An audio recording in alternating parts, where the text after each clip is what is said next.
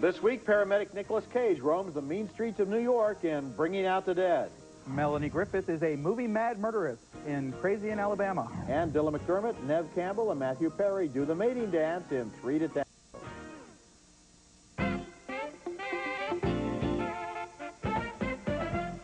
They'll just breathe approximately 30 West End and 72nd. 10-4, I'm coming, baby! Big Daddy Rocket is coming! Nicolas Cage and Ving Rhames are paramedics in a little too much of a hurry in that scene from Martin Scorsese's new film, Bringing Out the Dead. It's one of 5 new movies we'll review this week, and I'm Roger Ebert from the Chicago Sun-Times. And I'm David Poland, the daily columnist from www.roughcut.com. Thanks for having me back in Chicago, Raj. Yeah, I wanted to have you here in person. You've been attacking my review of Fight Club every day on the web, so... Well, I love that movie, and you did not. A lot of people do. Okay, yeah. Our first movie is Bringing Out the Dead, and it's a great film filled with fire and passion that reunites the team of director Martin Scorsese and writer Paul Schrader, the same 2 men who made Taxi Driver, Raging Bull, and The Last Temptation of Christ. Like Taxi Driver, Bringing Out the Dead is about a man on the edge of madness who cruises the night streets of New York trying to bring help to people who don't always want help. His name is Frank, and he's played by Nicolas Cage, and a lot of his work is emergency on-the-job improvisation. Larry, call for backup. 6-3 Zebra, 1085, 4th whip, 44 and 8. No, you didn't let me finish. We have rules against killing people on the street, okay? It looks bad. There's a special room at the hospital for terminating. It's a nice, quiet room with a big bed. Mom, stupid! You mean that? Yeah. That's Mark Anthony, is a deranged man who's a regular client. They know him by name. Frank has a different co-pilot every night. One of them is played by John Goodman, who distracts himself from the job with thoughts of his next meal. Oh, no! What? Just remembered I'm so stupid. I had beef lo mein last night. I can't eat the same thing 2 nights in a row. Frank is way past being burned out, and he keeps trying to quit. The captain threatens to fire him, but never does. I'll fire you tomorrow. Even better than that. What was I thinking about? I could forward you some sick time. How about a week? A week's not going to do it. A week's not going to do it. You say no, they can do it. That's Arthur Nascarella, reminding me a little of the dispatcher in Taxi Driver. Patricia Arquette co-stars and is touching as the daughter of a dying man that Frank has brought back to life. This city, it'll kill you if you aren't strong enough. No, the city doesn't discriminate. Gets everybody. Bringing Out the Dead doesn't give Frank the relief of being in a story with a beginning and an end. His life is a loop of endless emergencies. Nicolas Cage is right for this role, and Scorsese throws other characters at him to create a disjointed rhythm of the paramedic's endless job. Cliff Curtis is especially effective as the owner of a drug house. Although I've admired Scorsese's recent efforts to break out of his city streets mode in good films like The Age of Innocence and Kundun, Bringing Out the Dead shows him at the top of his form in a powerful film about a man who tries to do the right thing but never seems to get anywhere. But, you know, even though Paramount is selling this as kind of a very Scorsese movie with a lot of fast-moving images a la Cape Fear, it's really a lot more like Last Temptation of Christ. It's very passionate, very Catholic.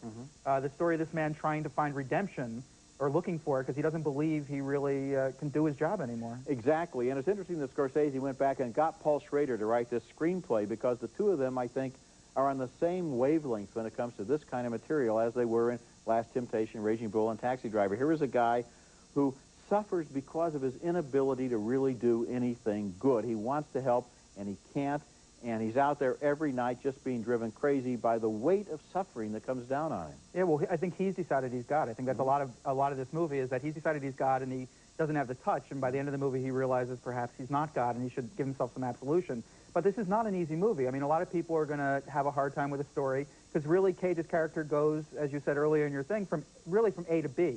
This is not a long story. This is not your typical Nicolas Cage experience, but it is a wonderful, powerful movie in its subtlety.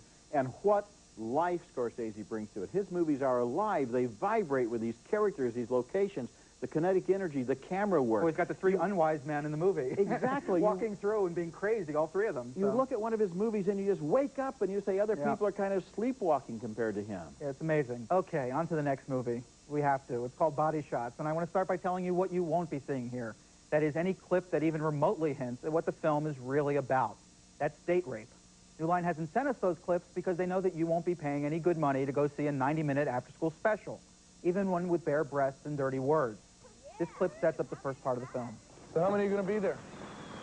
3, maybe 4. Good looking, these chicks? What do you think? Have I met Sean? I don't think so. He's the one that introduced me to Rick, though. They work together. What's the name of this lawyer? This one that you're after?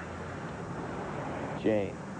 Her name is Jane. The heart of the movie is 4 male friends meeting 4 female friends, and wow, what a coincidence, they end up in 4 pairs.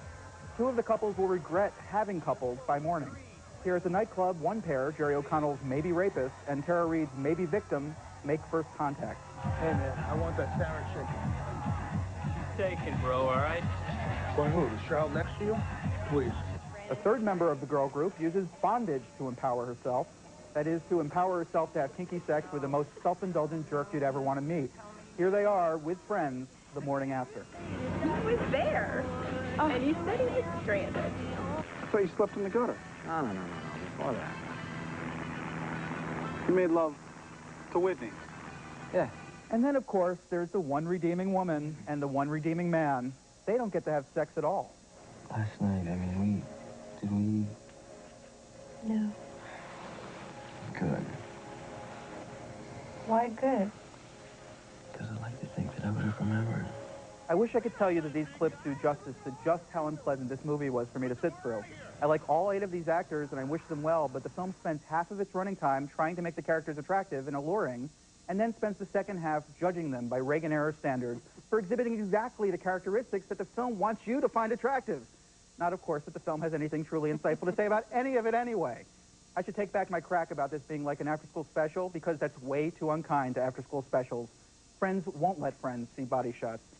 You know, one of the things that's interesting about this movie is it sets itself up as a serious examination of date rape, seen through her eyes and through his eyes, and that gives the movie an opportunity to show her brassiere being taken off gently and being ripped off. That's right. And her thrown down on the bed and throwing him down on the bed, so we get to see the whole thing twice. And meanwhile, I'm thinking, they've got the wrong issue here. This movie is not really about date rape, it's about alcoholism. Yeah. Because neither person point. can remember what really happened. You know, if you wake up in the morning and you think you might have had sex, but you're not sure who with or how, or for that matter, if you really had it, then maybe you ought to call AA before you call the cops. Yeah, everybody's drunk. This is like, you know, this is what kids are like today. They're all out there drinking and being stupid because nobody enjoys the sex they have. I mean, that's ultimately the problem. The one person who enjoys it is the dominatrix. Because, you know, one girl is having sex against the wall and she's, you know, somebody she doesn't really want to be. It's just, it's an insane world, and I'm a little older than these people, but not so much that I can't remember that this is not the way it is. Remember when we used to go to movies where people really liked to have sex, and they enjoyed it, and afterwards they were relieved and happy? And I, you know, and I still like to have sex, I must admit, so I'll be happy to do it again. Okay, thank you very much for that insight, David. We appreciate it. Later in the show, Nev Campbell is at the center of a romantic triangle in 3 to Tango. Have you ever kissed a woman before? Not the right one. And coming up next, Melanie Griffith is a ditzy dame on the lam in Crazy in Alabama. My name is, Carolyn Clay, and I need a hat. I need a hat box. I need a hat. She doesn't need that hat box to carry a hat, but a head.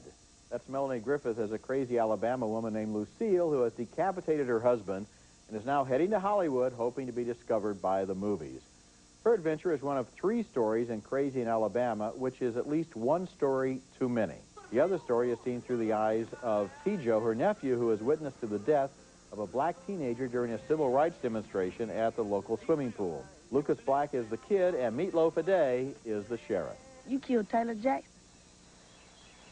You pulled him off that fence. And you meant to do it. Who else you tell that to? In Hollywood, amazingly, Aunt Lucille is successful in finding a job in show business, but she's still carrying that hat box. Got your lines down? Oh, I stayed up half the night practicing. Well, just relax and have fun. Listen, would you introduce her to everyone, Amanda? Okay, people, let's go. Can I put my husband here? Eventually, somebody looks in the hat box, and she's charged with murder and brought back to Alabama to stand trial before a judge played by Rod Steiger, who has a goofy courtroom style. Am I to take it that you're going to continue with this plea, and in spite of your legal advisors and my kind of opinion about it, is that true? You're going to stick with it? I mentioned that the boy tells two stories, one about the ditzy aunt and the other one about the black teenager. The studio, Columbia Pictures, supplied no dialogue scenes representing the other half of the movie, which is about the civil rights struggle going on in town in 1965. Those shots of the sheriff and the kid being pulled down from the fence were lifted by us from the movie's trailer. Sometimes marketing decisions can be very cynical. So let me say that the black teenager who dies is played, and well played, by Lewis Miller, that he and Lucas Black share some powerful scenes that I would have liked to show, and that his character's death will result in another trial in Steiger's courtroom, although we never see that trial. I dislike Crazy in Alabama for various reasons, but what really got to me was the decision to use a civil rights murder as flavoring in a comedy about a ditzy nutcase. Yeah, this film is the first film from Antonio Banderas as a director, and I think he was completely sincere. I think it's one of the nice things about the movie is there's a real sense of being warm to everything, and the story about the civil rights movement is much better.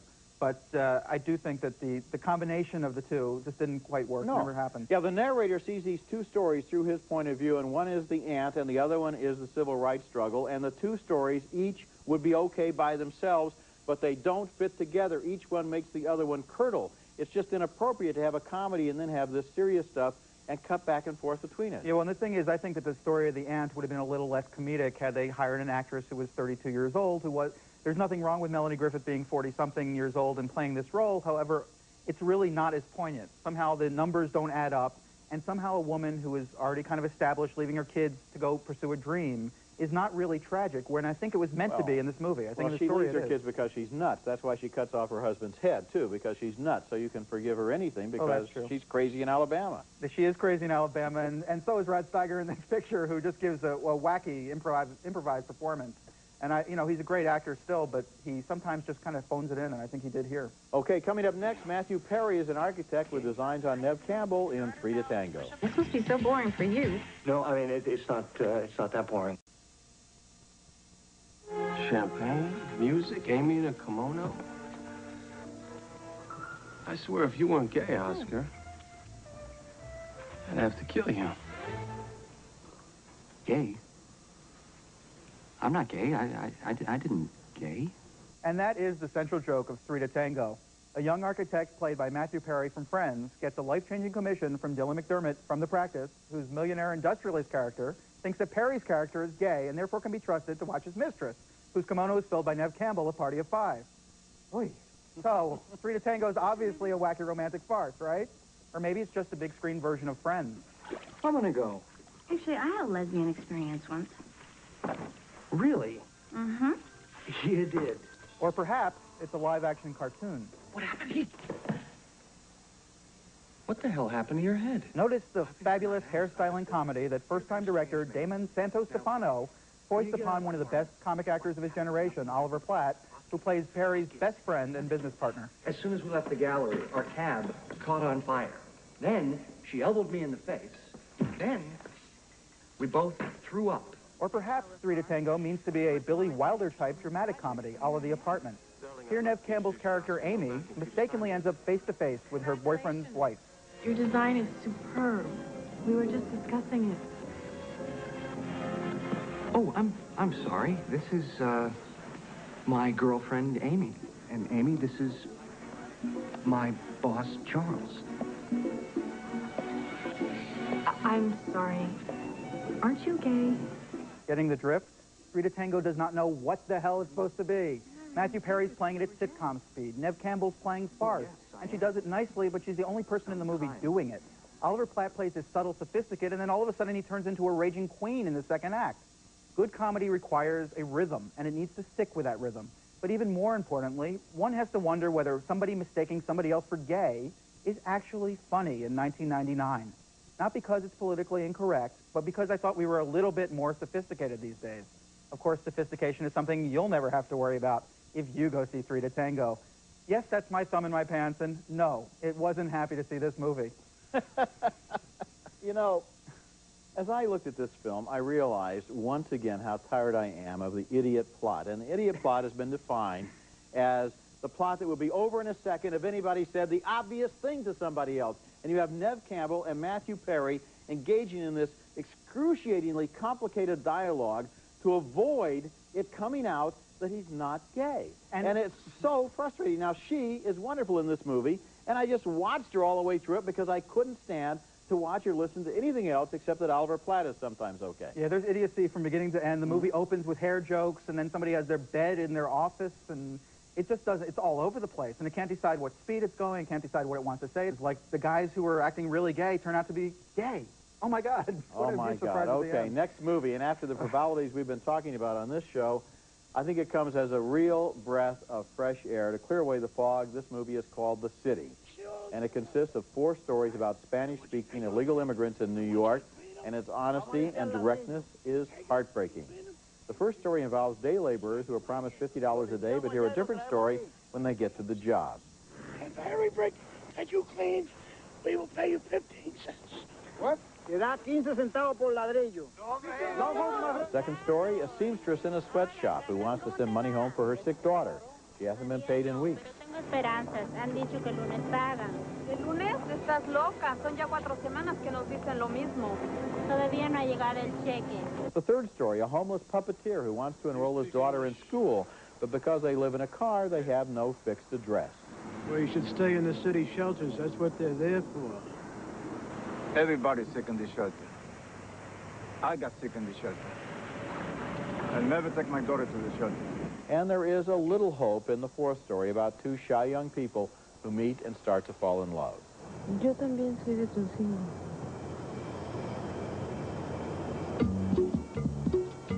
The city, which is known in Spanish as La Ciudad, is a corrective for all those superficial Latino movie images about drugs and cars and music. It's about hard-working people who were respected at home and now find they've become invisible in America.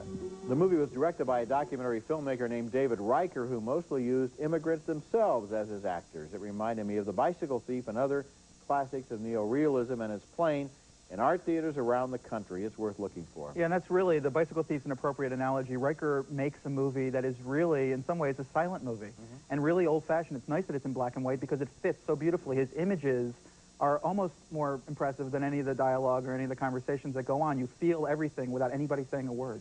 Absolutely. You know, apart from its social message or its political meaning, which are not really the reasons I think that people will go to this movie, the joy that I got from it was the joy of a silent film about very simple people and very simple, very dramatic, very moving stories. It kind of gets you on an emotional level. And you really feel their pain. You really feel the agony they go through and how hard they work. It's a powerful movie. Yes, it is. When we come back, if you like The Sixth Sense, you might also like my video pick this week.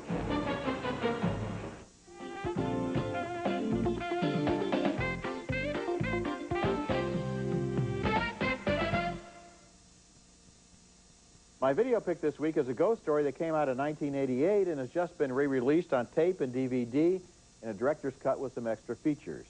And now that audiences have spent $250 million on The Sixth Sense, they might be interested in another good film about a small boy who sees dead people. The film is named Lady in White, and it stars Lucas Haas as a kid who was locked overnight in the school cloakroom as a joke. As the moon rises and he realizes he has been forgotten, he sees a ghost.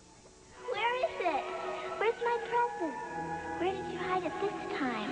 Who is this young girl, and who is the masked man who appears not long after? Is the man a ghost, or is he real?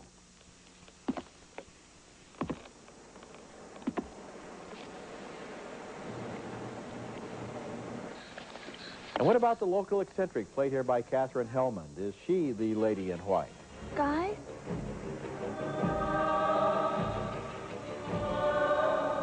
Like all the best movie ghost stories, this one is firmly anchored in reality and does a good job of setting its supernatural story in a convincing small-town setting. The writer and director is Frank LaLoggia, who, for this director's cut, has added 2 additional scenes and some other bells and whistles. Lady in White is in stores right now on tape and disc, and it's my video pick of the week.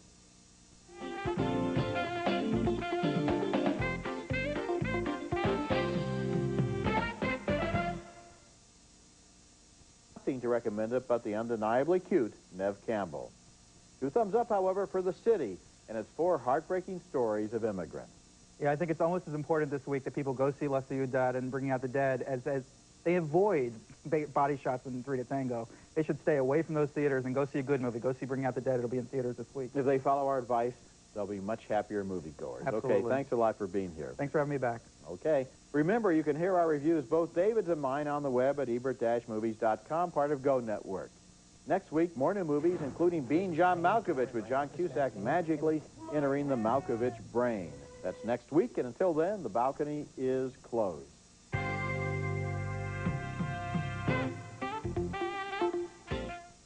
New Gorton's Tenders. Tender white fish, crunchy batter. A great break from the usual. It's Jennifer Leather's lowest price 4-piece living room package. A sofa and love seat for just $9.99, plus a free chair and ottoman, only from Jennifer Leather. Please pass the Polaner all fruit. Would you please pass the all fruit? Naturally delicious Polaner all fruit, sweetened only with fruit juice. History teaches us many lessons, one of which is few things last. Like a Moen faucet. Moen, buy it for looks, buy it for life. Closed captioning for Roger Ebert in the Movies is brought to you by... No one watches your bottom line like Office Max. Office Max. We go to the max for you.